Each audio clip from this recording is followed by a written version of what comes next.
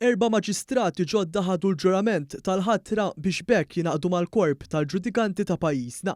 Dan seħħ waqt ċerimonja fil-Palazz ta' Sant'Anton l-4 wara nofsinhar quddiem il-President ta' Malta George Fella u fil-preżenza tal-Prim Ministru Robert Abela, tal-Avukat tal-Istat Chris Soler, tal-Prim Imħallef Mark Ketkuti u tal-Ministru tal-Ġustizzja Jonathan Attard. Il-maġistrati l-ġodda huma Dr. Kevan Azzopparti, Dr. Giannella Camilleri Busuttil, Dr. Abigail Chrétien u Dr. Joseph Gatt. Fid-diskors tiegħu il-Maġistrat Kevan Azzopparti għal jinsab onorat b'din il-ħatra u rrimarka dmir importanti li jenforza liġijiet ta' pajjiżna.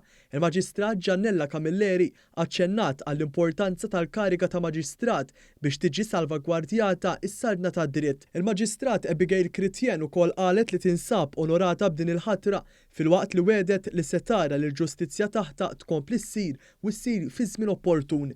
Min-naħa tiegħu il-Maġistrat Joseph Gatt semma l-importanza ta' rispett bejn il-ġudikanti u l-avukati u sostna li jemmen li dan jista' jwassal għal ġid kbir fih dan il-qorti. Il-President ta' Malta George Fella qal li jilqab sodisfazzjon okkażjonijiet bħal dan li jfissru aktar riżorsi għal qrati tagħna filwaqt li jkomplu jikkonfermaw il-ħiliet tal-Maltin. Aħna wkoll l-awtoritajiet tal-Istat nilqab sodisfazzjon okkażjonijiet bħal dawn.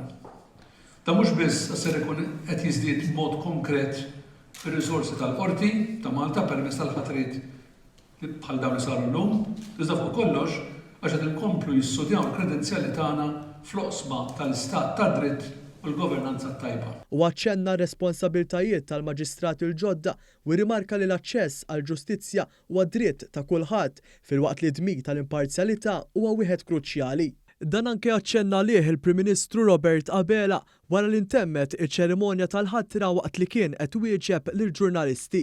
U għamil ġdid enfasizza wkoll l-importanza li l-qrati jibgħatu messaġġ b'saħħtu lil kull min jonqos fis-soċjetà tagħna, partikolarment b'rabta ma' reati ta' ċertu portata.